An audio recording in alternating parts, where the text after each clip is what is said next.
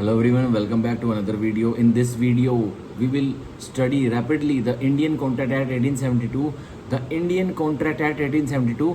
और हमने पहली वाली दो वीडियोस में जो मैंने लेक्चर 1 और लेक्चर 2 लिया था रैपिडली, तो उसमें मैंने सेक्शन 1 टू सेक्शन 20 बहुत ही एक्सप्लेनेशन में समझा दिए थे। तो इस वाली वीडियो में हम सेक्शन 21 से जितने हमसे हो पाते हैं उतने सेक्शन करेंगे, ठीक है।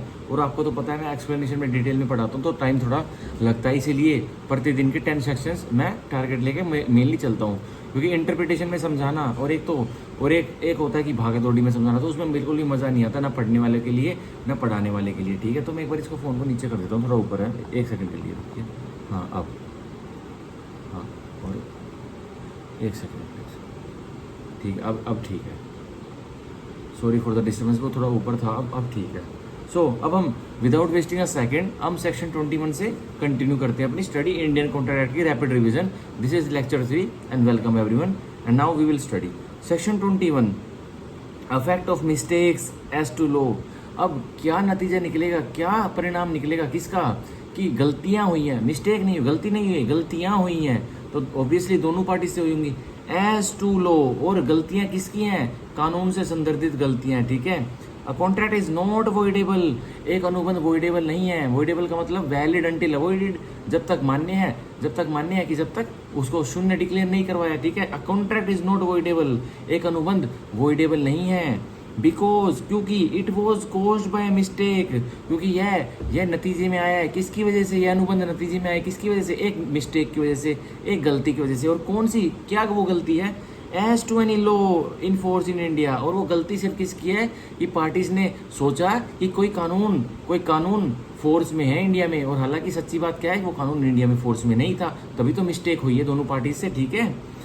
बट परंतु a mistake as to a law not in force in India, पर एक मिस्टेक है वही वाली की पार्टीज को लगा कि वह कानून एक पीनल लॉ या फिर एक सिविल लॉ एनफोर्समेंट में है इंडिया में, मतलब वो चाल में है, has the same effect as a mistake of fact. तो उसको क्या इफेक्ट दे रहा है लेजिस्लेचर, कि समझ लीजिए पार्टीज को यह लगा था कि एक कानून इंडिया में फोर्स में नहीं है, चाल चलन में नहीं है, पर एक्चुअली में वह कानून इंडिया में चाल चलन में है। तो लेजिस्लेचर क्या इफेक्ट दे रहा है, वॉइडेबल उसे मत करिए कॉन्ट्रैक्ट को, उसको क्या इफेक्ट दे रहा है कि एक तथ्य की गलती मान लीजिए, उस कॉन्ट्रैक्ट को आप वॉइडेबल मत करवाइए, ठीक है। ये तथ्य की गलती मान लीजिए, कानून इंडिया में फोर्स में था और आप किसी ऑस्ट्रेलियन लैंड या अमेरिकन लैंड में बैठे हुए कुछ डीलिंग कर रहे हो, इंडिया से रिलेटेड परफॉर्मेंस इंडिया में होनी है, तो आपको लग रहा है वहाँ ऑस्ट्रेलिया में या अमेरिकन लैंड में बैठे बैठे आप इंडियन पार्टी जो है, फॉरेन पार्टी जो, कोई मैटर नहीं करता, पर आपकी सब्जेक्ट मैटर की डीलिंग इंडिया में होनी है। तो आपको क्या लग रहा है कि कोई कानून इंडिया में चाल चलन में नहीं है,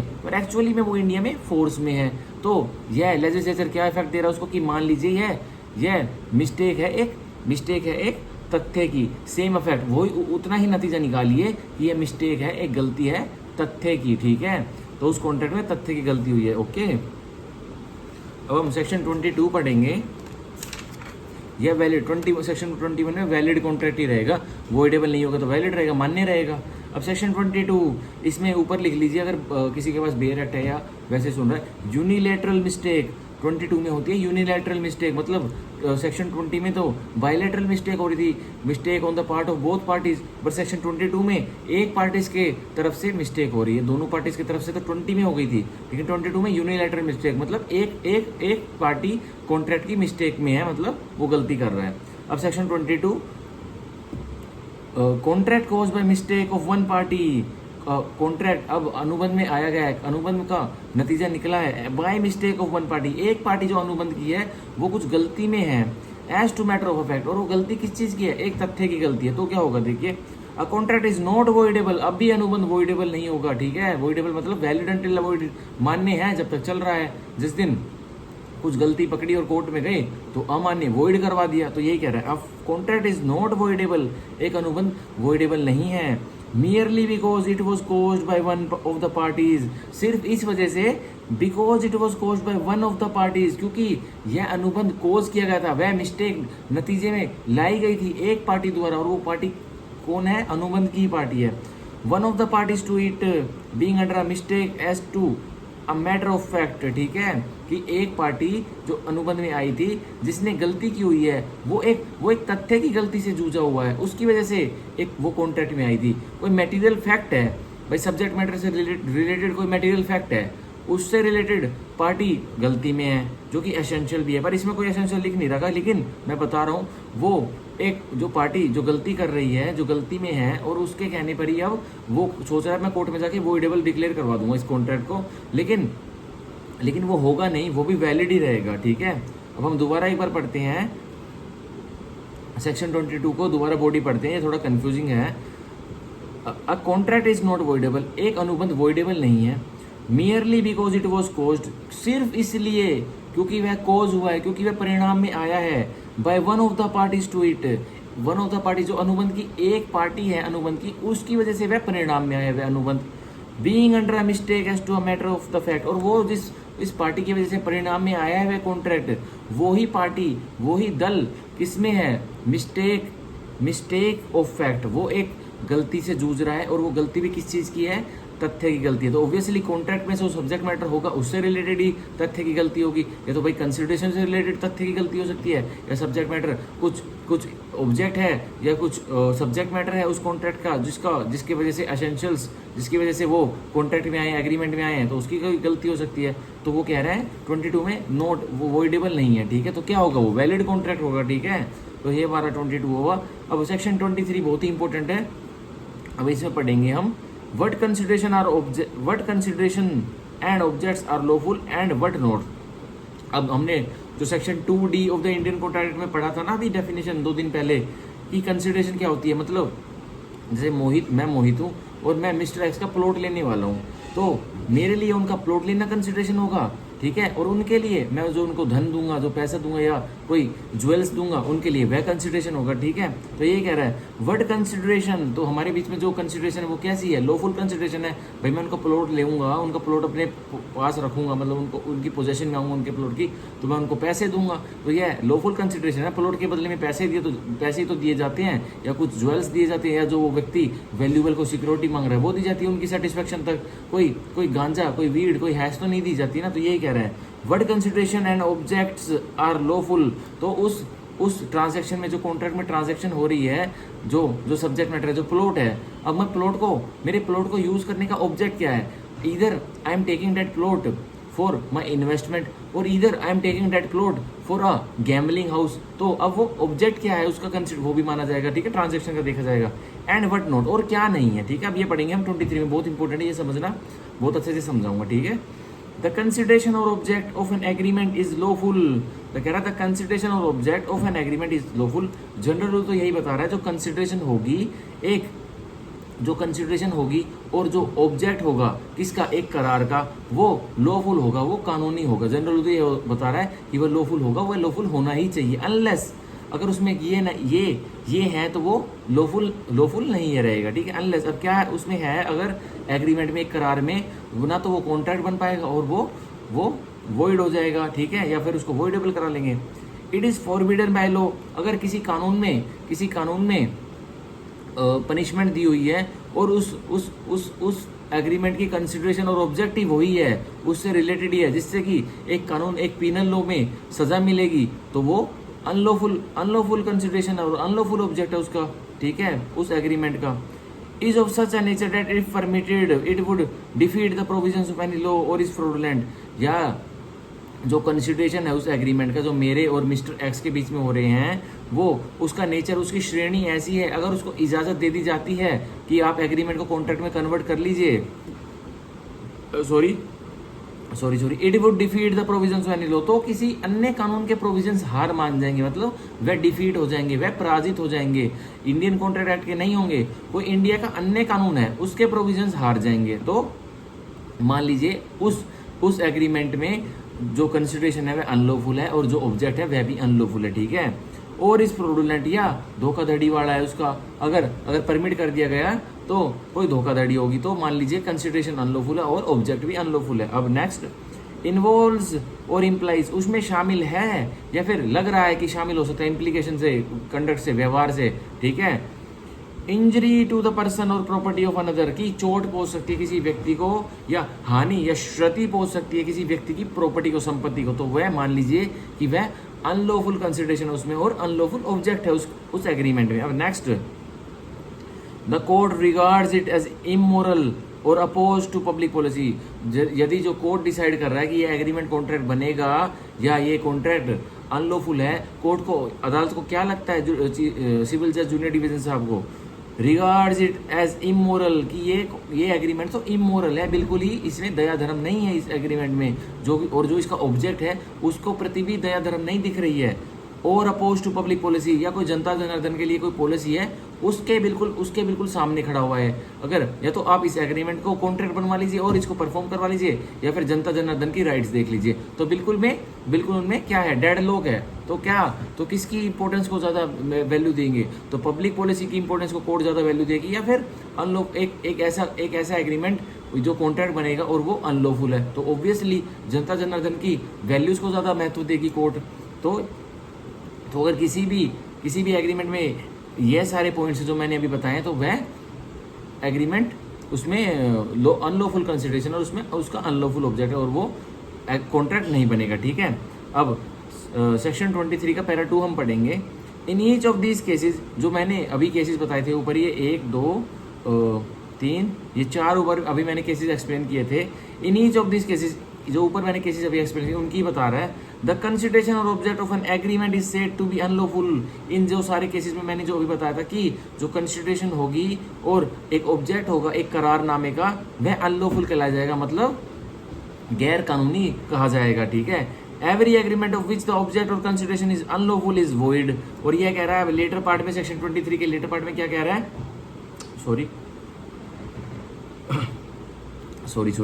every agreement of which the object और consideration is unlawful is void.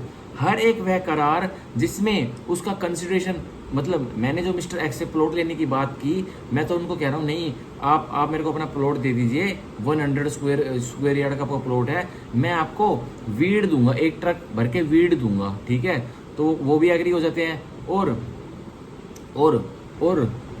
और मैं किस पर्पस के लिए, किस ऑब्जेक्ट के लिए उनकी प्रॉपर्टी को ले रहा हूँ, मिस्टर एक्स की प्रॉपर्टी को, कि मैं उसमें गैम्बलिंग हाउस खुलवाऊंगा जिसमें कि गैम्बलर्स बैठेंगे और डेली गैम्बलिंग करेंगे। तो इसका क्या ऑब्जेक्ट पाक साफ है, क्या इसका ऑब्जेक्ट साफ है? बिल्कुल भी साफ नहीं है। ऑब्जेक्ट ही क्लियरली दिख रहा है कि मैलाफाइड है, क्रिमिनल पीनल लॉ से अफेक्टेड है। ठीक है, तो अब वह एग्रीमेंट, अब वह करार क्या हो जाएगा, वह करार कॉन्ट्रैक्ट नहीं बनेगा, वह करार सीधा शून्य बन जाएगा, 0 बन जाएगा, नील बन जाएगा। ठीक है, तो यह था हमारा सेक्शन 23, जो कि मैंने बहुत अच्छी तरह समझाया है, बहुत इंपॉर्टेंट सेक्शन है ये। ठीक है, अब हम पढ़ेंगे इसके इलस्ट्रेशन। अगर किसी के पास बुक है तो पढ़ लेना, पेपर में पूछ ले जाते हैं। ठीक है, जो भी कभी वीडियो देखेगा मेरी। अभी ये देखो, अब ये जो इंडियन कॉन्ट्रैक्ट एक्ट है, ये इसकी तरह आईपीसी की तरह, सीआरपीसी की तरह या इंडियन एविडेंस एक्ट की तरह कहीं नहीं जाने वाला है, क्योंकि ये बहुत ही नीट एंड ड्राफ्ट लॉ है, तो ये कहीं नहीं जाने वाला है, यही फॉलो होने वाला है लंबे समयों तक। ठीक है, अब हम पढ़ेंगे section 24 of the Indian contract act. Agreements void, करारनामे शून्य हो जाएंगे if considerations and objects unlawful in part. अगर जो कंसिडरेशन है या फिर उस एग्रीमेंट का, उस करार का जो ऑब्जेक्ट है, उसके प्रति कोई मंशा है, वह भाग में गैर कानूनी है, तो भी वह वॉइड हो जाएंगे वह करारनामे। ठीक है, if any part of a single consideration, अगर कोई भी भाग एक सिंगल कंसिडरेशन का, एग्जांपल दूंगा उसका, फॉर वन और मोर ऑब्जेक्ट्स, तो सिंगल कंसिडरेशन से, उस सिंगल कंसिडरेशन से क्या निकल के आ रहा है भाई, कोई ऑब्जेक्ट तो निकल के आ रहा है, या उससे एक ऑब्जेक्ट निकलेगा या तरह तरह के ऑब्जेक्ट निकलेंगे, 2 लिख लेंगे या 3 लिख लेंगे। और एनी वन और any part of any one of several considerations for a single object is unlawful, the agreement is void, तो करारनामा वॉइड होगा। ठीक है, तो ये सेक्शन 24 था। अब सेक्शन 24 की हम पहले इलस्ट्रेशन पढ़ेंगे, फिर 24 को डीपली समझेंगे। ठीक है, अब ये देखिए, A promises to superintendent on behalf of B. A वादा करता है बी से कि मैं तुम्हारा एम्प्लॉय बन जाता हूँ और मैं तुम्हारे बिहाफ पे निगरानी रखूंगा। B illegal manufacture of indigo. अब बी क्या है जिसके बिहाफ पे ए निगरानी रखेगा? बी है एक मैन्युफैक्चर, एक विक्रेता, एक बनाने वाला, किसको? इंडिगो को। ठीक है, नील को। And an illegal traffic in other articles. और बी इंडिगो भी बनाता है पर साथ के साथ कुछ इलीगल ट्रैफिकिंग में भी फंसा हुआ है, किसकी? उस इंडिगो की। B promises to A a salary of 10,000 rupees a year. B कहता है ठीक है ए, तुम मेरी सामान की, मेरा जो व्यापार है उसकी निगरानी करना, उसकी रेख देख करना, मतलब मैं भी रहूंगा बॉस तो, लेकिन तुम मेरे व्यापार पर नजर रखना कि कोई कोई आ ना जाए, कोई पुलिस हमें ना पकड़ ले, कोई कुछ अन्य कुछ काम ना हो जाए, तो कहता है बी प्रोमिसेस टू पे टू ए। अब बी क्या वादा कर देता है ए से कि मैं तेरे को 10,000 रुपये सैलरी दूंगा पर एनम, 1 साल की, ठीक है। The agreement is void, the object of as promise and the consideration for B's promise being in part unlawful. तो यह करारनामा बी और ए के बीच में बिल्कुल वॉइड है, शून्य है। क्यों? क्योंकि इसलिए the object of as promise, जो अब ऑब्जेक्ट है ए के प्रोमिस का, क्या है, वो भी तो एग्री कर रहा है, वो भी तो एक्सेप्टेंस दे रहा है कि उसको पता है भाई बी पार्ट में तो मतलब इंडिगो का मैन्युफैक्चरर तो है वो, लेकिन वो इलीगल ट्रैफिकिंग भी तो करता है इंडिगो की। मतलब इंडिया से इंडिगो साउथ अफ्रीका भेजता है और इंडियन गवर्नमेंट को टैक्स नहीं देता है, चोरी छुपे भेजता है। तो अब भी मैन्युफैक्चरर तो है, मान लीजिए रेवाड़ी में वो मैन्युफैक्चरर है, इंडिगो का है, सबको दिख रहा है, वो ओपनली भाई ये जायज बंदा है, मैन्युफैक्चरर है। एक पार्ट तो उसका ओके है, एक पार्ट तो उसका ओके है भाई, मैन्युफैक्चरिंग इंडिगो को पैदा करना, इंडिगो का व्यापार करना कोई गैर कानूनी तो नहीं है। लेकिन अब जो दूसरा पार्ट है जिसके लिए ए को वह हायर करता है निगरानी करने के लिए, कि वो दूसरे पार्ट के लिए हायर करता है, मतलब पार्ट के लिए तो पूरे को हायर करता है, लेकिन उसका दूसरा काम क्या है, उसी इंडिगो से जुड़ा हुआ कि मैं इलीगल ट्रैफिकिंग भी करता हूँ, वो बी करता है। तो अब इनका जो करारनामा हुआ है, जो ए एम्प्लॉयड होगा बी के अंडर में, उसकी इंडिगो के व्यापार को देख रेख के लिए, वह करारनामा वॉइड होगा, ठीक है। क्योंकि उसका ऑब्जेक्ट और कंसिडरेशन बी का प्रोमिस कि मैं तेरे को पैसे दूंगा, इसकी कंसिडरेशन अनलॉफुल है, और ए का ऑब्जेक्ट कि मैं तेरे माल के ऊपर निगरानी रखूंगा, इस इंडिगो के ऊपर और इलीगल ट्रैफिकिंग के ऊपर, तो यह भी उसका ऑब्जेक्ट ए का भी बिल्कुल अनलॉफुल है। तो इसलिए यह करारनामा पार्ट में अनलॉफुल है और वॉइड है, ठीक है। इसका एक पार्ट तो वैलिड है, दिख रहा है सबको, मैं मैन्युफैक्चरर ऑफ इंडिगो है, वो तो वैलिड है, लेकिन जो दूसरा पार्ट है इलीगल ट्रैफिकिंग का, वो तो वॉइड है, वो तो अनलॉफुल है, वो तो गैर कानूनी है ना। तो यह था हमारा 23, ठीक है। अब सॉरी, ये था हमारा सेक्शन 24।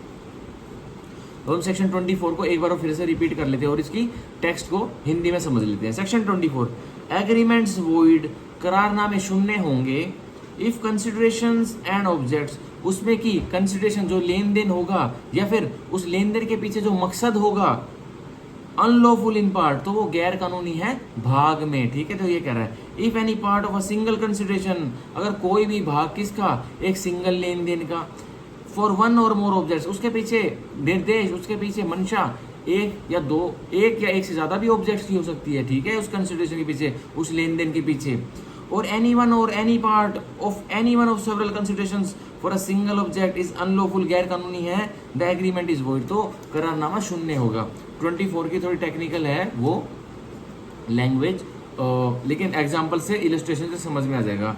अब हम पढ़ेंगे section 25 of the Indian contract, बहुत ही इंपॉर्टेंट है, ये अच्छे से समझाऊंगा। एग्रीमेंट विदाउट कंसिडरेशन वॉइड, जो करारनामे होते हैं, जो लेन देन के करारनामे होंगे, अगर उसमें कोई कंसिडरेशन ही नहीं होगा, मतलब मैं मिस्टर एक्स से एक करार में आता हूँ, एक एग्रीमेंट में आता हूँ कि मैं आपका एक प्लॉट लूंगा जो कि 100 स्क्वायर यार्ड का है, और मैं आपके प्लॉट में पोजेशन में बैठ जाऊंगा क्योंकि आपका प्लॉट लूंगा, और मैं ही आपको पैसे दे दूंगा। तो मिस्टर एक्स मेरे को क्या देंगे, अपना प्लॉट देंगे, और मैं उनको क्या दूंगा, पैसे दूंगा, या वो ज्वेल्स जो मांगेंगे वो दूंगा। तो हमारे बीच में कंसिडरेशन है ना।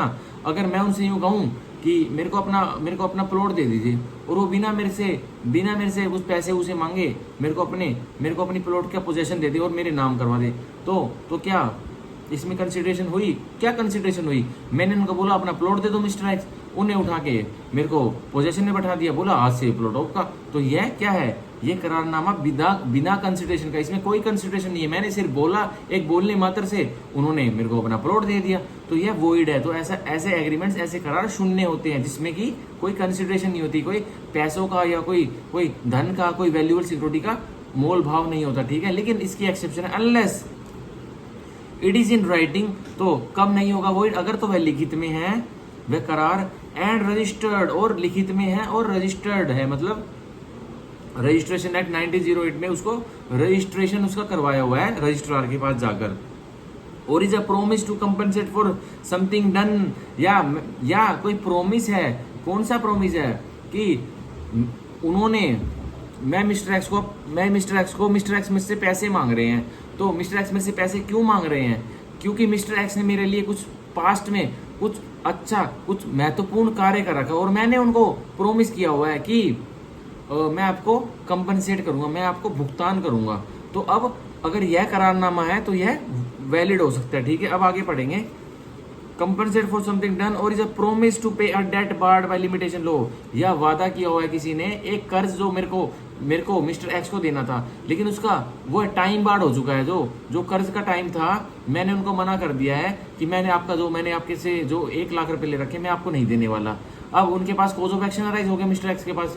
अब वो मेरे ऊपर उनके पास केस फाइल करने के लिए 3 साल हैं। अगर कुछ एक्सेप्शंस कुछ एक्सक्लूजन्स का वो फायदा उठाते हैं उसमें लिमिटेशन एक्ट में 1963 वाले में, तो उनको थोड़े और दिन फालतू मिल सकते हैं, लेकिन वो एक्सक्लूजन्स पे डिपेंड करता है। लेकिन मोटा मोटा जो शेड्यूल में लिमिटेशन एक्ट के शेड्यूल में दिया है वो मनी रिकवरी का टाइम 3 ईयर्स है। तो मिस्टर एक्स मेरे ऊपर मनी रिकवरी का सूट 3 साल तक ही डाल सकते हैं, लेकिन उन्होंने 3 साल तक सूट डाला नहीं। तो वो क्या हो गया, अब वो जो उन्होंने मेरे को डेट दिया हुआ था वो टाइम बार्ड हो चुका है, ठीक है। तो इसके 25 में यही प्रोविजन देखने को मिलेंगे। बहुत ही इंपॉर्टेंट सेक्शन है, इसको अच्छे से करेंगे। अब देखिए, an agreement made without consideration is void. एक करारनामा जिसमें कोई कंसिडरेशन ही नहीं है, लेन देन ही नहीं है, वह शून्य है।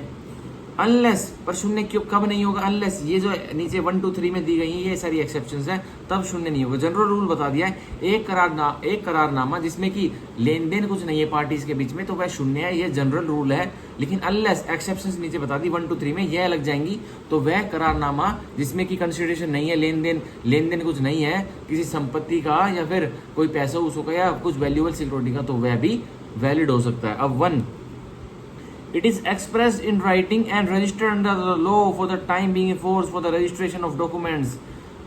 कि वह करारनामा लिखित है और उस करारनामे को रजिस्ट्रेशन उसको रजिस्टर्ड करवा रखा है, और वो उसको रजिस्टर्ड कौन से लॉ के तहत करवा रखा है, जो इंडियन रजिस्ट्रेशन एक्ट 1908 का उसके तहत करवाया हुआ है, तो वह बिल्कुल वैलिड हो जाएगा। और आगे बढ़िए, और एंड प्लस और क्या requirement, plus is made on account of natural love and affection. और वो करारनामा बस क्यों उसमें पार्टीज करारनामे में ये बिना किसी मोल भाव के, बिना किसी पैसों से, बिना किसी लेन देन के, क्योंकि वह करारनामा उसमें जो सब्जेक्ट मैटर है जो दिया जा रहा है एक व्यक्ति को प्राप्त हो रहा है, एक व्यक्ति दे रहा है, वो नेचुरल लव बहुत ही प्रेम पूर्वक और अफेक्शन किसी व्यक्ति को अटैचमेंट है, मतलब लगाव है दूसरे व्यक्ति से, तब दिया जा रहा है, ठीक है।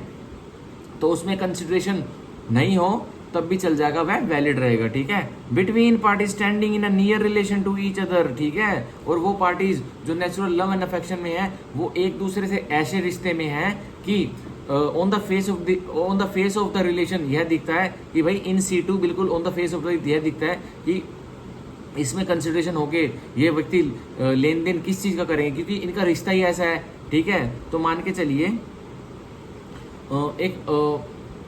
एक फादर साहब है किसी के, मान लीजिए मिस्टर एक्स के ही फादर साहब है।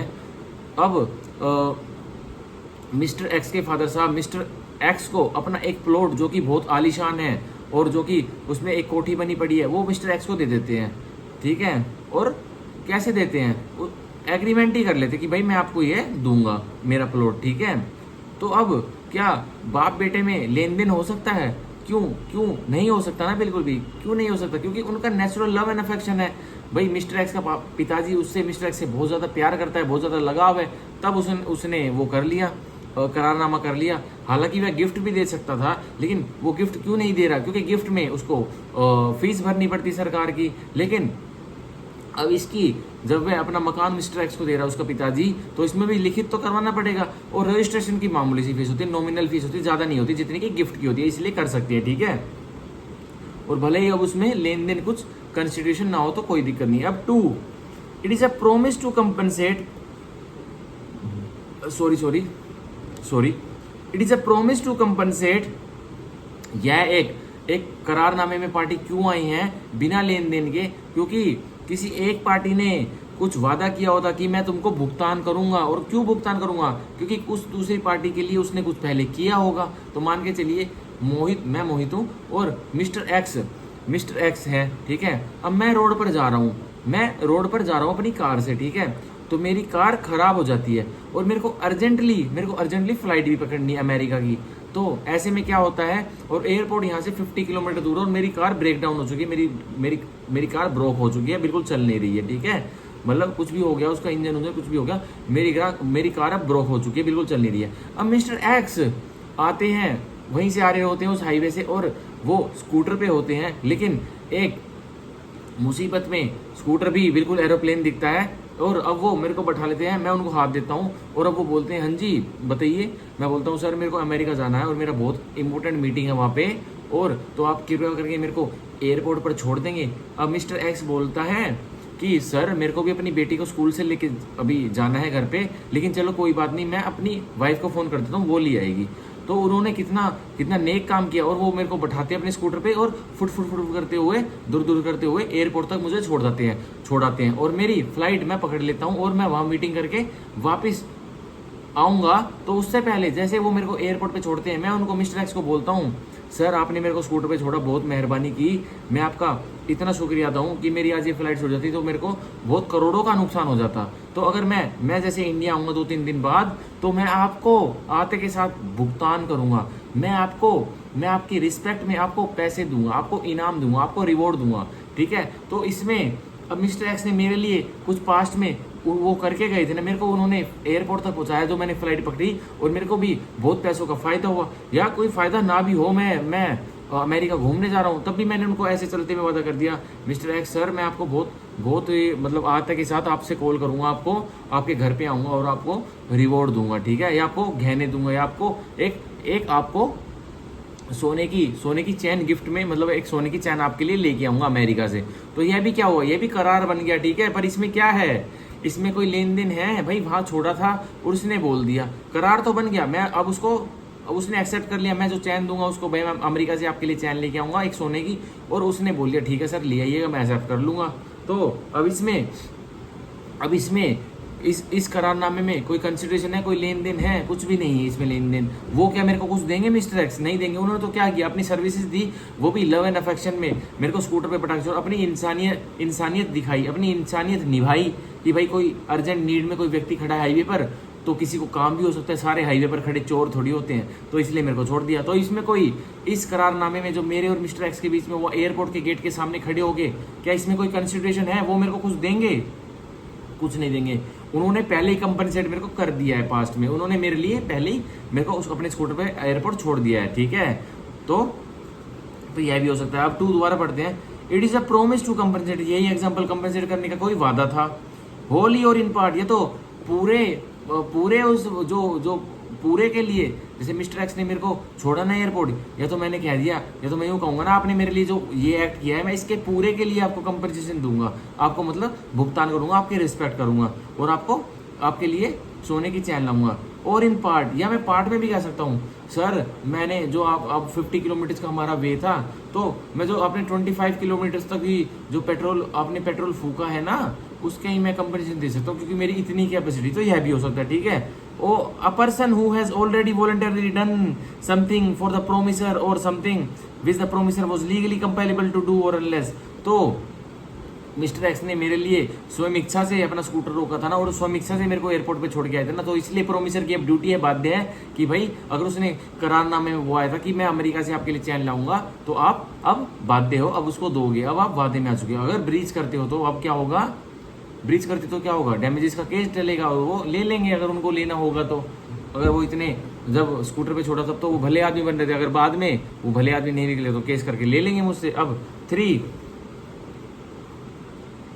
It is a promise made in writing and signed by the person to be charge therewith, यह एक वादा है, और ये वादा किसने किया है, लिखित रूप में किया है, और and signed by the person to be charge therewith, और लिखित रूप में जिस व्यक्ति ने वह वादा किया है, और वह उस व्यक्ति ने हस्ताक्षर भी किए हैं उस पर वादे पे, और भाई एजेंट उस व्यक्ति ने किए हैं या उसके किसी एजेंट ने किए हैं, उस एक लिखित रूप में एक वादा किया है और उस पर साइन किए हैं, ठीक है। जनरली और स्पेशली ऑथराइज इन डेट बिहाफ, और उस एजेंट को उस व्यक्ति ने स्पेशली ऑथराइज किया था, इस भाई तो तेरी पूरी अथॉरिटी है, जो मेरा लेनदार है, जिसको मैंने पैसे देने हैं, जो कि अब उसका समय निकल चुका है, वो कुछ नहीं देगा, मैं उसको कुछ नहीं देने वाला, लेकिन उसका केस करने का समय भी निकल चुका है। तो मैंने अपने एजेंट को छोड़ा हुआ है कि भाई जहाँ भी वो मिले उसको बता दियो कि तेरे पैसे पूसे जो भी है दे देंगे, हम अमीर हो चुके हैं। तो मैंने उसको बोला कि लिखित रूप में उसको दे दियो और सिग्नेचर भी कर दियो। पर आजकल ऐसा होता कौन है, पैसे निकल गए तो गए, और कोर्ट अगर 3 साल का टाइम पीरियड निकल गया तो पैसे भी गए, ठीक है। टू पे होली और in part a debt of which the creditor might have enforced payment but for the law of limitation of the suits, ठीक है, payment but for the law of limitation of the suits. तो ये कह रहा है, और वो sign करके, जैसे मान के चलिए एग्जाम्पल दूँ, मैं मोहित और मिस्टर एक्स, मैंने मिस्टर एक्स को 5 लाख रुपीज़ दिए हुए थे, तो मैंने मान के चलिए आज की डेट में दिए थे, और मैंने दिए थे कि 2 साल बाद आप दे दीजिएगा मिस्टर एक्स, ये मेरे 5 लाख रुपए इंटरेस्ट के साथ। तो 2 साल हो गए हैं, अब पलक झपकती 2 साल हो गए भाई, 2 साल हो गए, मिस्टर एक्स ने मेरे को पैसे नहीं दिए, 5 लाख प्लस इंटरेस्ट नहीं दिया। तो मैं क्या कहता हूँ, मैं क्या करता हूँ, मैं उनसे बोलता हूँ कि मेरे पैसे दो। जब 2 साल पूरे हो गए उसके 1-2 दिन बाद, तो वो मना कर देते, मैं नहीं दे रहा, जहाँ केस करना वहाँ कर ले, और जिससे लेने हो उससे दिलवा लेना। अब भाई मेरे पास कोज ऑफ एक्शन अराइज होगा कि मेरे पैसे मैंने उनको दिए थे, मैं क्रेडिटर था, वो डेटर थे, और वो मेरे को मेरे पैसे नहीं दे रहे हैं, तो मेरे पास क्या हो गया, एक कोज ऑफ एक्शन अराइज होगा। किस चीज़ का? मनी रिकवरी का सूट डालने के लिए।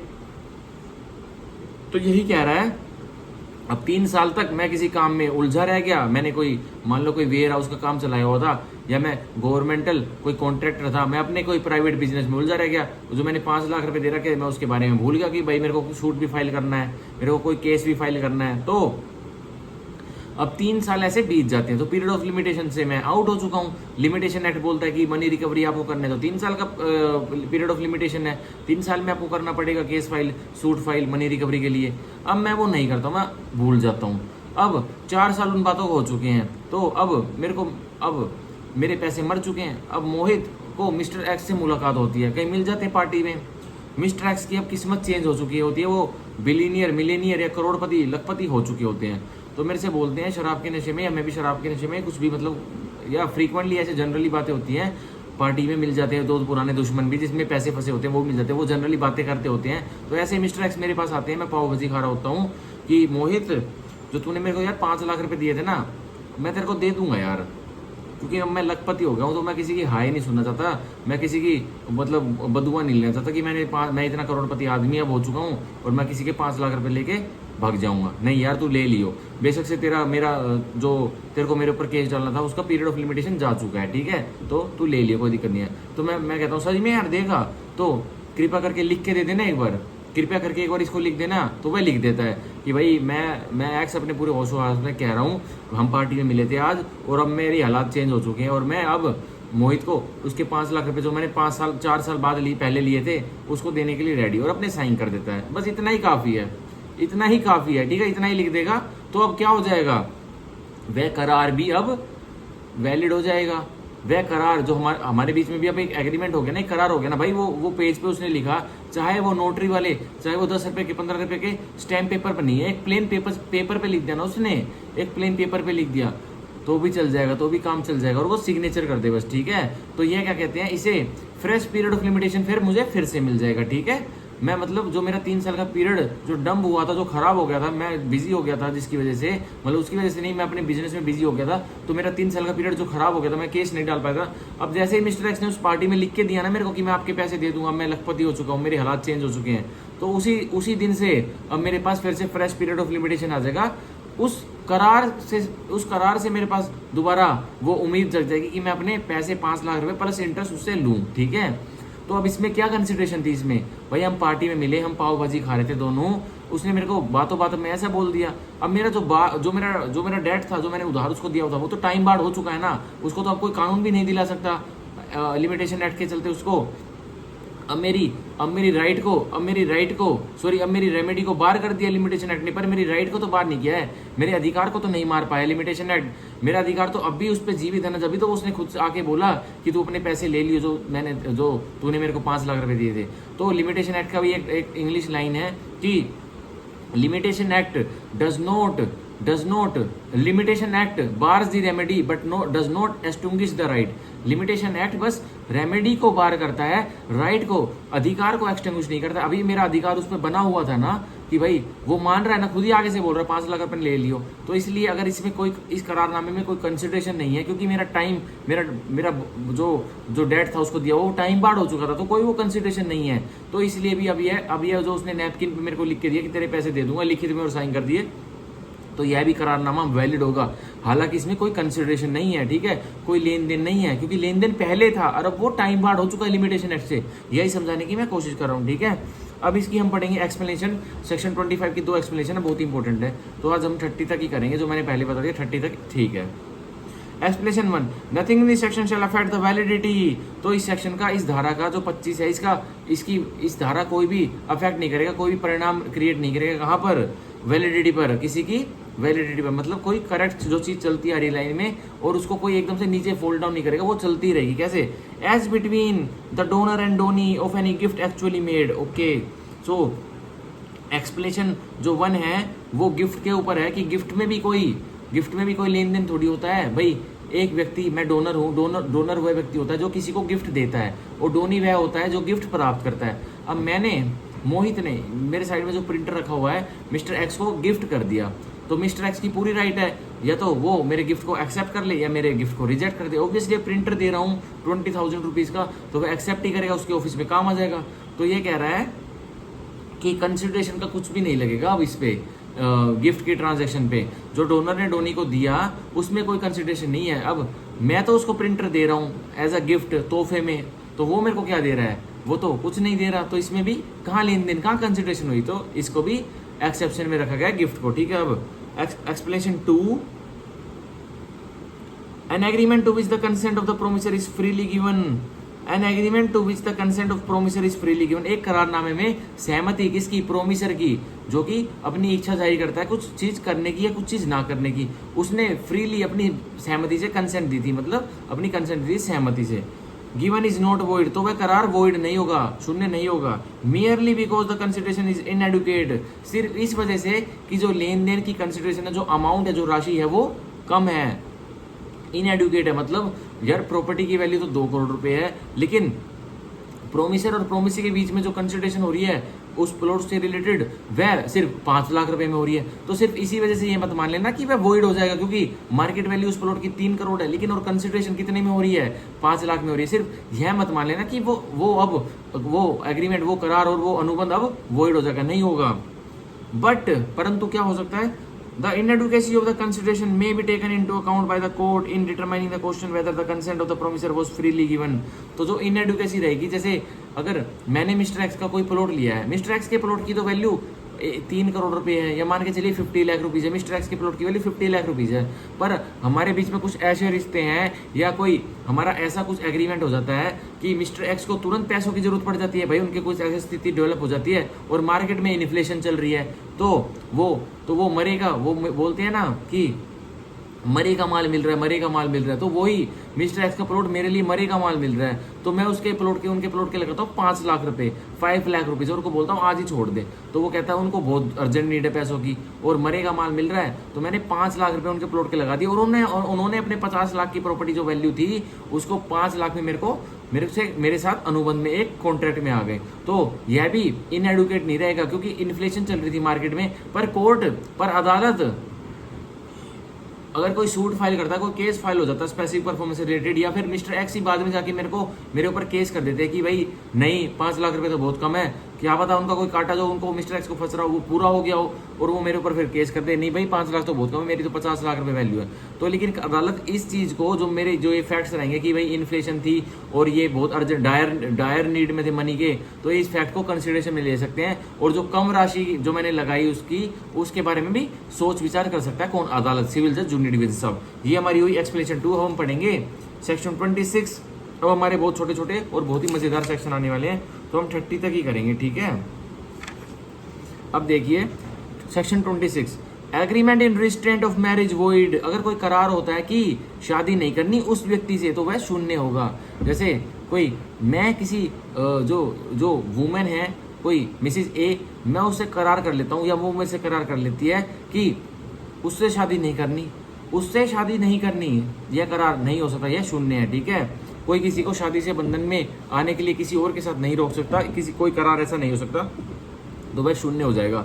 और 26 की बॉडी पढ़ते हैं, every agreement in restraint of the marriage of any person. हर एक करार जो किस चीज के लिए है, बस एक व्यक्ति को शादी करने से रोकने के लिए, तो वो क्या होगा? Other than a minor. पर अगर माइनर कोई माइनर किसी से शादी कर रहा है, माइनर की कोई शादी करा रहा है, माइनर को कोई शादी करने से रोक रहा है, वह वॉइड नहीं होगा, वह शून्य नहीं होगा। और कोई अन्य पर्सन जो मेजर है, जो 18 साल से ऊपर का व्यक्ति है, अगर उसको कोई वह कोई करारनामे में आ जाता है कि नहीं तुम शादी नहीं कर सकते उससे। अगर मिस्टर ए कोई लेडी है, कोई वुमेन है, मिसिस बी, उसे शादी करना चाहता है कोई उसको मिस्टर ए को उससे कोई करारनामा नहीं कर सकता कि नहीं तू मिसिस सी से शादी नहीं कर सकता, यह वॉइड है। अगर करेगा भी ना तो यह करारनामा वॉइड है, ठीक है। तो कोई भी मिस्टर ए ही उसको जाके कोर्ट में कह लेगा कि इसको जी शून्य डिक्लेयर कर दो, यह वॉइड है। और कोर्ट भी बोलेगी कि क्या शून्य डिक्लेयर कर दो, शुरू से जब से बना है तभी से शून्य, क्यों कोर्ट में आए आप। तो यह था 26, ठीक है। पर माइनर को इसमें क्यों छोड़ा गया, क्योंकि भाई माइनर के जो गार्जियंस वगैरह हैं, जो नेक्स्ट फ्रेंड है, वो भी उनकी शादी कर देते हैं, तो उनको तो माइनर की राइट्स के बारे में, उसकी नीड्स के बारे में, या फिर उसके फ्यूचर के बारे में उनके गार्डियन को या फिर उसके नेक्स्ट फ्रेंड को ज़्यादा पता होता है। तो इसलिए वह वॉइड नहीं होता, ठीक है। अब माइनर जाके कल को कोर्ट में ये नहीं कह सकता कि मेरी तो कोई सहमति नहीं थी, मेरे को तो इन्होंने रजिस्ट्रेंड कर दिया था। नहीं यार, वो तेरे गार्जियन थे, वो तेरे को लुक आफ्टर, तेरी केयर कर रहे थे, इसलिए वह कर सकते हैं, ठीक है। तो 26 में यह था। अब 27 प्री का क्वेश्चन है। वैसे 26 बोल सकते हैं कि शादी से रजिस्ट्रेंड करने का कौन एक्सेप्शन है, तो माइनर एक्सेप्शन है। और व्यक्ति अगर उनको शादी से रजिस्ट्रेंड किया जाएगा तो वह शून्य हो जाएगा एग्रीमेंट, ठीक है। अब section 27 agreement in registrant of trade void. अगर करारनामा करा है कि तू या ट्रेड, मतलब मैं एक कोई होटल में, मैं होटल लाइन में हूँ, मैं रमाडा होटल का ओनर हूँ, डायरेक्टर हूँ, और मैं किसी एक व्यक्ति जो मेरा कॉम्पिटिटर है उसको पकड़ के ले आता हूँ कि तू मेरी टक्कर लेगा, मेरी रमाडा होटल की तू टक्कर लेगा, उसका भी भाई बढ़िया होटल है कोई 5 स्टार, और मैं उससे बोलता हूँ कि कर, लिख के दे मेरे को कि नहीं करेगा कभी भी कोई भी व्यापार, होटल लाइन में छोड़ देगा, और ये अपना जो होटल है ये भी मेरे को सेल कर दे, और मैं उसे ले लेता हूँ उसका होटल, और उसको बोल देता हूँ कि कभी भी अब तू होटल लाइन में नहीं आएगा। क्योंकि वो व्यक्ति ऐसा है कि वो ट्रेड कहीं भी कर ले, चाहे काले पानी में ट्रेड कर ले, वह भी उसको भी चमका जाता है, तो इसीलिए उसको बोल रहा है कि व्यापार में नहीं आएगा तू। तो ऐसा कोई करारनामा करेगा तो वह शून्य होगा, ठीक है। 27 में यही बताते हैं। बॉडी पढ़ते हैं। Agreement by which anyone is restrained, कोई भी करारनामा जिसके द्वारा एक व्यक्ति को रिस्ट्रेंड रोका जाता है from exercising a lawful profession, सिर्फ क्या यूज करने से, सिर्फ क्या एक्सरसाइज करने से, एक जो कानून की नजरों में जो फिर लॉफुल प्रोफेशन है, कि जो कि लॉफुल एक कार्य है। प्रोफेशन मतलब डॉक्टर है, वो बिजनेसमैन है, लॉयर है, एडवोकेट है, या फिर वो सीए है। अब वो लॉ की नजरों में, कानून की नजरों में एडवोकेट होना, लॉयर डॉक्टर होना, सीए होना, कोई और व्यक्ति होना जो कि प्रोफेशन में है, क्या वो गैर कानूनी है? नहीं, वो कानूनी है, ठीक है। ट्रेड या फिर कोई लॉफुल ट्रेड करना, मतलब या तो भाई कोई कपड़े की दुकान करना, या फिर कोई ई कॉमर्स की बड़ी सी फैक्ट्री खोल लेना जिसमें कि पब्लिक ऑनलाइन ऑर्डर करती है और आप वो ऑर्डर को डिलीवर करते हो, तो ये ट्रेड हुई ना। और बिजनेस, या फिर कोई कपड़े की दुकान खोलना, कोई टॉय शॉप खोलना, कोई बुक शॉप खोलना, तो यह भी बिजनेस ही है ना। तो कह रहा है ऑफ एनी काइंड, या और किसी भी तरह के काइंड का business is to the date extend void, तो जिस हद तक उसे रोका गया उस व्यक्ति को कि तू यह सब नहीं करेगा, तो उस हद तक के लिए वह शून्य है, वह करारनामा, ठीक है। तो इसमें मेन याद रखने की यही चीज है कि किसी को रजिस्ट्रेंड किया गया, किसी को रोका गया, एक व्यक्ति उस एक करारनामे में, एक एग्रीमेंट में किसी दूसरे व्यक्ति को रोकता है कि तुम क्या नहीं करोगे, एक लॉफुल प्रोफेशन एक्सरसाइज नहीं करोगे, एक लॉफुल ट्रेड एक्सरसाइज नहीं करोगे, और एक लॉफुल बिजनेस में नहीं आओगे, कि सिर्फ किस लिए? क्योंकि भाई कोई पर्सनल ग्रजेस होंगे इसीलिए। तो वह उस हद तक वह करारनामा वॉइड है, शून्य है। अब एक्सेप्शन 1 है, इसकी एक एक्सेप्शन है जिसपे 27 नहीं लगता। करार उसमें ट्रेड में आने से भी रोक सकते हैं, और कब रोक सकते हैं वो एक्सेप्शन 1 में दिया हुआ, ठीक है। Saving of agreement not to carry on business of which goodwill is sold, अब उन करारनामों को यह बचा रहा है एक्सेप्शन 1, जो करारनामे सिर्फ इस वजह से आए हैं क्योंकि एक व्यक्ति ने इतने पैसे एक व्यक्ति के बिजनेस को खरीदने में लगाए हैं, और जो व्यक्ति अपना बिजनेस बेच रहा है उसने बहुत सालों से उसकी गुडविल को कमाया है, और तभी वो इतने हाई रेट में दूसरे व्यक्ति को वह बिजनेस बेच रहा है, ठीक है। तो मान के चलिए चांदनी चौक में एक दुकान है अरुण वस्त्रालय, वो कम से कम 50 सालों से बहुत फेमस है, तो उसकी गुडविल है ना मार्केट में, उसकी गुडविल है, उसकी रेपुटेशन है कि भाई यह शॉप टॉप नॉच दुकान है उसकी चांदनी चौक की। अब कोई एग्रीमेंट हो जाता है, वो अरुण वस्त्रालय वाला कोई जो मालिक है वो अपनी शॉप को सेल करने का एग्रीमेंट कर लेता है, और किसी मेरे जैसे व्यक्ति से कर लेता है, और तो बोलता है कि 500 करोड़ में मैं आपको अपना अरुण वस्त्रालय दे दूंगा, ठीक है। तो मैं कहता हूँ ठीक है, बहुत ही अच्छी वो है, शॉप है, और भाई मैं ले लूँगा 500 करोड़ में। तो लेकिन मैं एक उसके साथ कंडीशन जोड़ता हूँ कि भाई आप है ना, आप चांदनी चौक में अपना कोई भी ऐसे टाइप का ये बिजनेस अब अरुण वस्त्रालय नाम से आप नहीं चला सकते। और वो क्योंकि अरुण वस्त्रालय ही एक ब्रांड वैल्यू है, जिसकी वजह से मैंने उस शॉप में 500 करोड़ रुपीस इन्वेस्ट किए हैं। नहीं तो कोई साइड में भी मेरे को दुकान मिल सकती थी जो कि चांदनी चौक में 100 करोड़ की आराम से मिल जाती है, लेकिन मैं 400 करोड़ फालतू क्यों दे रहा हूँ, एक्स्ट्रा क्यों दे रहा हूँ? क्योंकि उसकी गुडविल है मार्केट में, उसकी गुडविल मेरे को ही ट्रांसफर हो जाए, इसके लिए दे रहा हूँ। तो अब मैं उस व्यक्ति को रोक सकता हूँ, अरुण वस्त्रालय वाले ओनर को, कि आप चांदनी चौक में या पूरे दिल्ली में या पूरे नॉर्थ इंडिया में आप इस तरह का अरुण वस्त्रालय तो आप पूरे इंडिया में नहीं खोलेंगे, क्योंकि अब मेरी फ्रेंचाइज होगी है। आप चांदनी चौक में या दिल्ली में या पूरे नॉर्थ इंडिया में कोई भी कपड़े की दुकान या अरुण वस्त्रालय टाइप की कोई दुकान नहीं खोलेंगे। आप नॉर्थ इंडिया से बाहर कहीं भी कर सकते हैं, वो आपकी मर्जी है। तो मैं एक्सप्रेसली खुलकर एग्रीमेंट कर लूंगा उनसे, और ये कंडीशंस रहेंगी टर्म की, तो यह वॉइड हो सकता है, ठीक है, क्योंकि गुडविल खरीदी है मैंने किसी कंसिडरेशन में, प्राइस में, तो इसलिए हो सकती है। अब एक्सेप्शन 1 का जो लेटर पार्ट है वो पढ़ते हैं। So long as the buyer or any person deriving title to the goodwill from him carries on like business therein, provided that such limits appears to the court reasonable regard being had to the nature of the business। अब या तो वही चांदनी चौक वाला example लेते हैं, अरुण वस्त्रालय को मैंने north India में बिजनेस करने से बिल्कुल मना कर दिया कि आप चांदनी चौक में और दिल्ली में और नॉर्थ इंडिया में आप बिजनेस नहीं कर सकते, ठीक है। और अरुण वस्त्रालय नाम तो आप रख ही नहीं सकते, क्योंकि मैंने आपसे गुडविल आपकी ले ली है। सो अब वो व्यक्ति अरुण वस्त्रालय नाम से नहीं खोलता कोई भी दुकान, पर किसी और नाम से और अपने किसी नियर रिलेटिव से कोई शॉप खुलवा लेता है, वह अरुण वस्त्रालय वाला ओनर। तो अब क्या, ये तो सीधा सीधा इम्प्लाइडली दिख रहा है कि भाई उसने पैसे लगा के खुला, क्योंकि उसके पास नए 500 करोड़ रुपए गए भी हैं। सो इसलिए अब कोर्ट में ये मुकदमा चलेगा, और कोर्ट अब इसको डिसाइड करेगा कि क्या अब इस व्यक्ति को रोका जाना चाहिए, इसको ट्रेड करने से रोका जाना चाहिए, क्योंकि इसने गुडविल सेल करी थी, अब ये किसी और व्यक्ति से अपना बिजनेस चलवा रहा है, तो क्या ये वोलेशन कर रहा है उस एग्रीमेंट की या नहीं कर रहा है? तो अगर नहीं कर रहा है तो चलने देंगे उसको, ट्रेड को, उस दूसरा उसने खोला शॉप तो चलने देंगे, अगर कर रहा है तो उसकी शॉप को बंद करवा देंगे। बस इतना सही 27 में। अब सेक्शन 28 हम पढ़ेंगे, 28, 29 और 30 हमारे रहेंगे, ये पढ़ेंगे हम, ठीक है। 28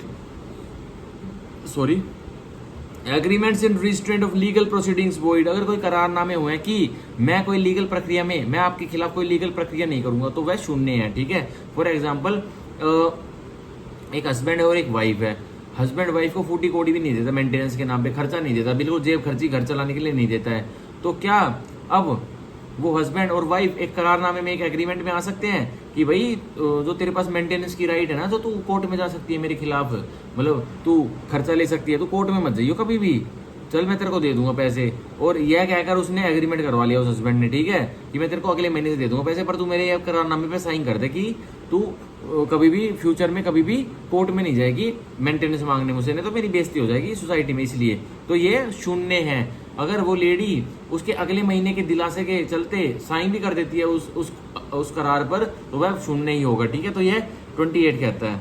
अब एवरी एग्रीमेंट, हर करार, अब a by which any party thereto is restricted absolutely. अब उस हस्बैंड ने उस वाइफ को रेस्ट्रिक्ट कर दिया ना, बिल्कुल बांध के रख दिया ना उस करारनामे से, from enforcing his right under or in respect of any contract by the usual legal proceedings in the ordinary tribunals, or which limits the time within which he may thus enforce his right और etcetera, ठीक है। मतलब उस husband ने उस अपनी wife को यह करार कर लिया कि भाई मैं तेरे को अगले महीने से पैसे दे दूंगा, तू कोर्ट में कभी भी मत जाइयो, मेंटेनेंस का केस 125 CRPC का केस मेरे खिलाफ कभी भी मत करियो, ठीक है। तो ऐसा एग्रीमेंट वो ऐसा एग्रीमेंट उस वाइफ के लिए वॉइड है और दोनों के लिए वो वॉइड है, वो जा सकती है, ठीक है। अब मान के चलिए एक और एग्जांपल लेते हैं। अब इसमें टाइम की भी बात हो गई है कि कुछ समय के लिए नहीं जा सकते, तो अगर कुछ समय के लिए नहीं जा सकते तो मान के चलिए एक एग्जीक्यूशन ऑफ, मैं डिग्री होल्डर हूँ, मतलब मैंने कोई सूट में एक केस जीता हुआ, वो भी सिविल केस जीता हुआ है, और कोई एक्स है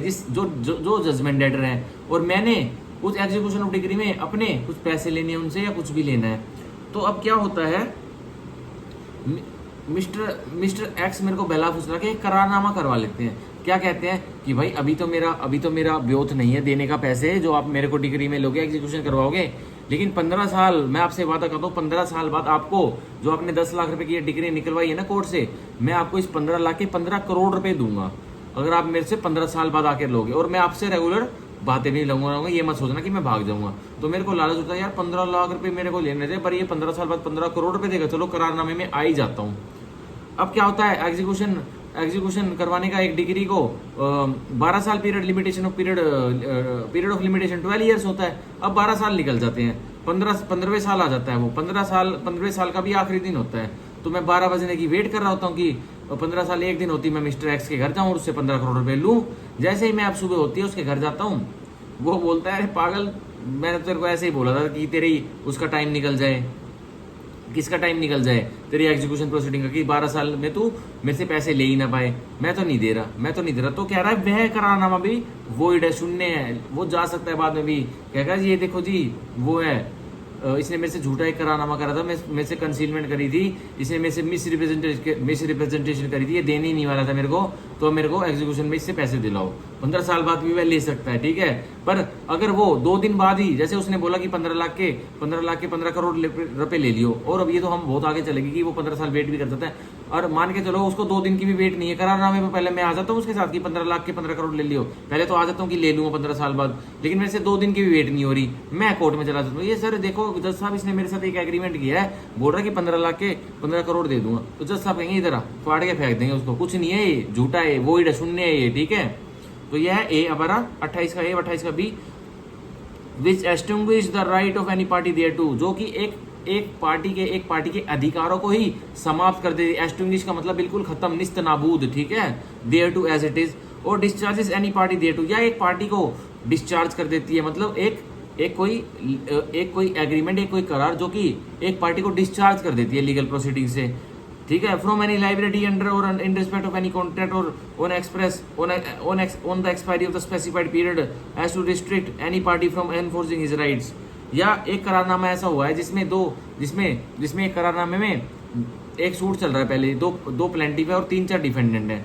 अब उनमें से एक प्लेंटिफ और जो लास्ट वाले 2 डिफेंडेंट है, मान के चलिए डिफेंडेंट का नाम है ABCD और प्लेंटिफ का नाम है 1-2।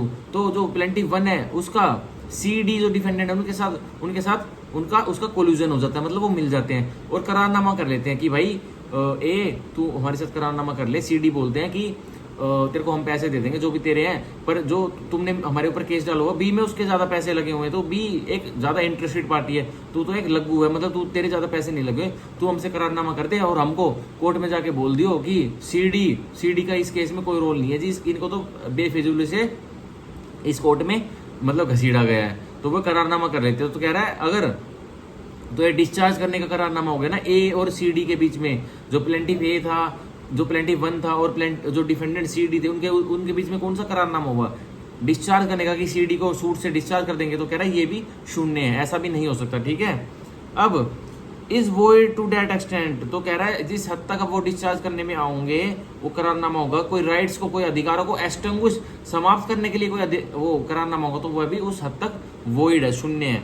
तो एक और एग्जांपल लेते हैं बी में, कोई मान के चलिए कोई स्पेसिफिक परफॉर्मेंस का मेरे को सूट डालना है, एक सिविल मुकदमा डालना है कि भाई मेरे को किसी का प्लॉट लेना था, अब वह मेरे को प्लॉट दे नहीं रहा, तो मैं कोर्ट में जाके कोर्ट के थ्रू रजिस्ट्री करवा सकता हूँ और अपना प्लॉट ले सकता हूँ, जो मैंने एक करारनामा किया था प्लॉट लेने का।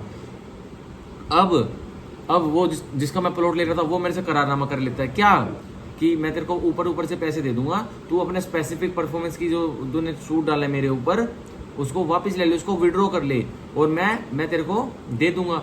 और अब मैं क्या करता हूँ, मैं तेरे को दे दूंगा प्लॉट।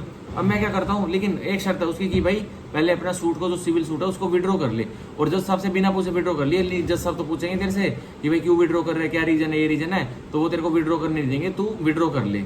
अब उसने विदाउट परमिशन विड्रॉ कर लिया, ऑर्डर 23 की बार लग जाएगी CPC की, कि विदाउट परमिशन विड्रॉ कर लिया, तो अब वो उसी सेम कोज ऑफ एक्शन पे सूट नहीं डाल सकता। और ऐसे में ही अब उसने जैसे विदाउट परमिशन जज साहब से, बिना जज साहब की सहमति के लिए बिना वो सिविल सूट विड्रॉ कर लिया, अब वो ऑर्डर 23 में बार, अब वो कोई उसी सेम कोज ऑफ एक्शन पे सूट डाल नहीं सकता। और जो व्यक्ति मेरे को बोलता है तू सूट निकाल ले, अब वो उसको प्रोमिस को फुलफिल करने ही नहीं वाला। तो क्या मेरी राइट, मेरे अधिकार एक्सटिंग्विश हो गए ना, मर गए ना। अब मेरे में बार भी लग गई है, और जो व्यक्ति बोल रहा था कि सूट विड्रॉ कर रहे मैं तेरे को अपना प्लॉट दे दूंगा वैसे ही, क्यों केस उसके चक्करों में पड़ता है। तो अब क्या हो गया, तो वह करारनामा इस संदर्भ में भी वॉइड है, शून्य है, ठीक है। तो ये हमारा हुआ सेक्शन 28। अभी एक्सेप्शन में यही बता रहा है कि कोई भाई करारनामा था और कि ये था कि कोई डिस्प्यूट हो जाएगा तो हम आर्बिट्रेशन के पास चले जाएंगे, मतलब हम कोर्ट में नहीं जाएंगे। हम एक ऐसा व्यक्ति होता है जो कि समझौते करवाता है आर्बिट्रेशन एंड कंसीलिएशन एक्ट के तहत, तो हम उसके पास चले जाएंगे। तो यह वैलिड है, इसमें कोई दिक्कत नहीं आएगी, ठीक है। तो ये एक्सेप्शन 1 है। और इसकी एक्सेप्शन 2 कहती है saving of contract to refer questions to have already arisen. तो वही कह रहा है कि कोई क्वेश्चन, कोई एक करारनामा आर्बिट्रेशन के लिए हुआ भी नहीं था, पर कोई पहले से क्वेश्चंस अराइज हो गए, कोई डिस्प्यूट अराइज हो गया एक ट्रांजैक्शन में। तो यही कह रहे हैं कि पार्टीज एक करारनामे में आ सकती है कि भाई जो ये क्वेश्चन अराइज हो गए हैं। एक्सेप्शन 1 में तो फ्यूचर क्वेश्चंस के लिए था कि भाई कोई फ्यूचर में लड़ाई होंगी तो हम आर्बिट्रेशन के पास चले जाएंगे, तब करार हो रहा था, तब वह वॉइड नहीं हो रहा था। एक्सेप्शन 2 में कह रहा है कोई पहले कोई इशू, कोई डिस्प्यूट अराइज हो गए थे जिनके बारे में आप अब कोर्ट में जाओगे, लेकिन फिर एक करारनामा हो जाता कि भाई ये डिस्प्यूट इतने छोटे मोटे हैं, क्यों कोर्ट में जाके अपना टाइम खराब करना, आर्बिट्रेशन के पास जाके करवा लेते, तो वो भी वैलिड रहेगा, वो भी वॉइड नहीं होगा। तो ये एक्सेप्शन 2 बोल दिया, ठीक है। एक्सेप्शन 3 इतना करने की कोई जरूरत नहीं है, कोई नहीं पूछता एक्सेप्शन 3 को सेक्शन 28 की। अब हम पढ़ेंगे सेक्शन 29 और सेक्शन 30 जो कि लास्ट रहेगा आज का। Section 30 agreements void for uncertainty. वो करारनामे शून्य हैं और किसकी वजह से? सिर्फ उनकी अनसर्टेनिटी की, वो अनिश्चित है, कभी होने ही नहीं वाले हैं। तो देखिए agreements the meaning of which not certain, वो करारनामे जिनके मतलब ही अनिश्चित है, उनके मतलब ही समझ में नहीं आ रहे, मतलब वो कुछ विभिन्न मतलब निकाल रहे हैं और वो बिल्कुल ही पल्ले नहीं पड़ रहे हैं। और capable of being made certain, या कितने भी उसमें घोड़े दौड़ा लो, उस करारनामे में जो शब्द लिखे गए हैं, ये जो टर्म्स एंड कंडीशन लिखी गई हैं, उनको कभी आप निश्चित कर ही नहीं सकते, तो आर वॉइड। तो वो क्या होंगे? वो करारनामे जिनका मतलब ही आप समझ नहीं सकते और ना तो कितने घोड़े दौड़ाने से, अपनी मानसिकता की कितनी भी इंद्रियां घुमाने से उसको सर्टेन एक निश्चित रूप नहीं दे सकते, तो वो शून्य होंगे, वो एग्रीमेंट, वो करारनामे, ठीक है। तो ये 29 होता है। अब सेक्शन 30 हम करेंगे। चलो एक 29 का एक एग्जांपल दे देता हूँ। 29 का एग्जांपल पढ़ते हैं। A agrees to sell to B. अब ए भाई साहब बी से एग्रीमेंट टू सेल कर लेते हैं सोगा के तहत। क्या करते हैं? 100 टन ऑफ ऑयल की मेरे को क्या चाहिए? तेल चाहिए और 100 टन चाहिए। There is nothing whatever to show what kind of oil was intended. अब कौन सा तेल चाहिए भाई तेरे को कौन सा तेल चाहिए? बी तेरे को कौन सा तेल चाहिए और ये तू कौन सा तेल बेच रहा है बी को? यह कुछ है दिखाने के लिए? बस यूं कह रहा है 100 टन ऑफ ऑयल। अब ऑयल तो हजारों तरह के आते हैं, मस्टर्ड ऑयल, कोकोनट ऑयल, फनाना ऑयल, बादाम ऑयल, और भी तरह के ऑयल आते हैं। अब यह कोई इस ट्रांजेक्शन में इस एग्रीमेंट में बताया कि कौन से तरह का ऑयल। तो अब यह the agreement is void for uncertainty. अब यह करारनामा शून्य है, किसकी वजह से? सिर्फ अनसर्टेनिटी की वजह से। और अनिश्चितता किस चीज की है भाई? तेल का नाम और निशानी नहीं पता, तेल की कौन सी जात मांगी हुई है एग्रीमेंट टू सेल में अगले व्यक्ति ने, तो वह शून्य है, ठीक है। तो अब सेक्शन 30 जो कि हमारा लास्ट रहेगा आज का, agreements by way of wager void. अब जो करारनामे होंगे और वो वेजर वाले करारनामे होंगे तो वो शून्य होंगे। वेजर वाले होते हैं ये बैटिंग वाले, ठीक है, जिसमें बैट लगती है, कि बैट मतलब लगती है कि जिसमें दो पार्टीज होती है इसमें, या दो से भी अधिक पार्टी होती है, और किसी को भी नहीं पता कि रिजल्ट्स क्या लिख देंगे जिसके लिए हम बैट लगा रहे हैं, तो वो शून्य होते हैं। हालांकि फ्रेंडली रिलेशन में वो पैसे दे दे तो दे दें, लेकिन कोर्ट में जाके यूं नहीं कह सकते कि जी हमने बैट लगाई थी, हमने एक मैच पे बैट लगाई थी और अब ये 2000 रुपये मेरे से हार गया, अब मेरे पैसे नहीं दे रहा।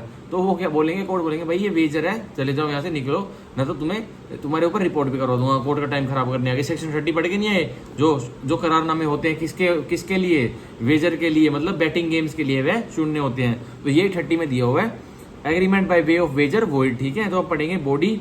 Agreements by way of wager are void. जो करारनामे होते हैं किसके? बैटिंग वाले, वेजर वाले, जिसमें कोई मेयर पॉसिबिलिटी होती है कि कोई एक पार्टी जीतेगी और दूसरी पार्टी को तो हारना निश्चित है, ठीक है। And no suit shall be brought for recovering anything else to be won. और कोई भी दीवानी मुकदमा नहीं डलेगा, सिर्फ किस चीज के लिए? रिकवर करने के लिए वह वस्तु जो कि वेजर में लगाई गई थी। Anything else to be won, और जो वेजर में जो वस्तु लगाई गई थी, जो कि धन राशि जो भी लगाई गई थी, और किसी व्यक्ति ने उसको जीता है, तो जीतने वाली पार्टी सिविल मुकदमा फाइल नहीं कर सकती कोर्ट में आके, उसका कोई लोकल स्टैंडर्ड ही नहीं है। Own any wager or entrusted to any person to avoid the result of any game, ठीक है। Or other uncertain event on which any wager is made, या कोई और अनसर्टेन इवेंट है जो जो कि बस अनसर्टेनिटी पे टिका हुआ है कि भाई किसी ने ए और बी ने यह शर्त लगा ली। अगर ए बोलता है कि भाई बी कल तक अगर है ना इतनी बारिश आ जाए कि मेरे जो गमला रखा है इसमें पूरा पानी पानी भर जाए तो मैं तेरे को 5 लाख रुपए दूंगा। अब होता है ऐसे ही कुदरती इतनी बारिश आ जाती है कि वह गमला पूरा ऊपर तक 1 फुट तक भर जाता है पानी से। ऐसी कई बार बारिश आती है कि भाई गमला पूरा भरा हुआ होता है। दिल्ली एनसीआर में तो खूब आती है बारिश ऐसी मानसून सीजन में।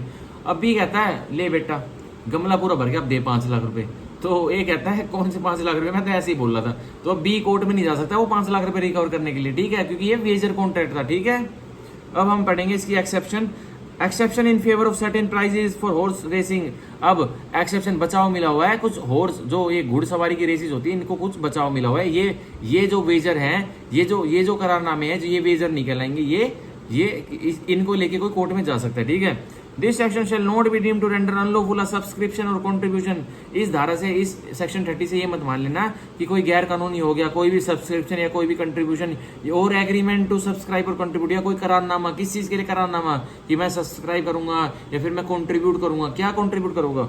मेड और एंटर इनटू फॉर और टुवर्ड्स एनी प्लेट। और बस करारनामा किसके लिए हुआ है कि मैं कंट्रीब्यूट करूंगा। क्या मैं इस घुड़सवारी की रेस के लिए कोई प्लेट दूंगा, कोई किसी घुड़सवार को प्राइज दूंगा और सम ऑफ मनी या कुछ पैसा दूंगा ऑफ द वैल्यू और अमाउंट ऑफ 500 रुपीज और अपवर्ड्स। अगर 500 रुपए से ज्यादा के लिए भी पैसे दूंगा किसी घुड़सवार को इनाम के तौर पर तो वो भी इसमें वेजर में फॉल नहीं करेगा, वो एक्सेप्शन मिली हुई है, ठीक है उसको। To be rewarded to the winner और winners of the horse race. और किसको मिलेंगे ये प्लेट प्राइज और 500 रुपए से ज्यादा रिवॉर्ड? घुड़सवार को मिलेंगे जो कि उस रेस को जीता है। तो यह बिल्कुल ही वॉइड नहीं है। तो यह मत समझ लेना कि घुड़सवार भी तो भाई 20 घुड़सवार उसमें मैदान में दौड़ते होते हैं, मतलब घोड़े को दौड़ा रहे होते हैं और क्या पता 20 में से कौन सा जीतेगा। और किसी ने शर्त लगा ली कि भाई जो अगर ये घुड़सवार जीता ना मैं इसको पैसे दूंगा, मैं इसको इनाम दूंगा। तो कह रहा है ये वेजर नहीं है, ये तो उसके स्किल्स के ऊपर मैटर करता है। वो घोड़े को कैसे चलाता है, घोड़े को कैसे उसने घोड़े की परवरिश की है, वो कैसे भागता है, अनसर्टेनिटी थोड़ी है उसमें कोई। अब हम इसकी सेक्शन 30 के जो एक्सेप्शन के नीचे जो लिखा हुआ है पैरा 3 पढ़ेंगे सेक्शन 30 का, जो लास्ट हमारा रहेगा। Section 294 capital A of the IPC not affected. तो कह रहा है जो धारा 294 ए है आईपीसी की उसको कोई फर्क नहीं पड़ेगा, उसको कोई परिणाम उसमें कोई नतीजा नहीं निकलेगा। कह रहा है nothing in this section shall be deem to legalize any transaction connected with horse racing. तो कुछ भी मत मान लेना। अब जो हमने पैरा 2 में जो एक्सेप्शन में बता दी कि हॉर्स रेसिंग 500 या 500 से ज्यादा इनाम घुड़सवार को मिलेगा तो वैलिड हो जाएगी उनकी ट्रांजेक्शन, वह वेजर नहीं कहलाएगा, वह तो फिर कोर्ट में जाके ले लेगा वह घुड़सवार उनसे पैसे। तो कह रहा है सेक्शन 30 के पैरा 3 में ये कह रहा है तो 294 कैपिटल ए जो आईपीसी का जो अपराध है वह लीगलाइज उसको मान्यता नहीं मिलेगी इस वेजर के तहत, और जो कि किससे connected with the horse racing. और 294 कैपिटल सीधा किससे ताल्लुकात रखता है? हॉर्स रेसिंग से, घुड़सवार की रेसिंग से। To which the provisions of section 294 capital of the IPC apply. तो कह रहा है कोई घुड़सवार कोई ऐसी ट्रांजेक्शन हो रही है जो कि पनिशेबल है 294 कैपिटल ए आईपीसी में, तो उसको कोई लीगलाइज नहीं कर रहा है सेक्शन 30 आईसीए का। तो वो तो वैसा का वैसा उसको पनिशमेंट मिलेगी अगर उसके एसेंशियल्स फुलफिल हो गए तो 294 कैपिटल ए के आईपीसी के, ठीक है। तो यहाँ हमारा आज खत्म होता है हमारे इंडियन कॉन्ट्रैक्ट एक्ट की रैपिड रिवीजन क्लास, जो 1 घंटे मैंने 10 सेक्शन बिल्कुल इंटरप्रिटेशन के साथ समझाए वो खत्म होता है। तो अब कल की वीडियो में हम फर्दर 31 से लेके जो 40 वाले हैं सेक्शन आईसीए के वो कर लेंगे, ठीक है। So bye bye, take care, have a nice day, bye bye.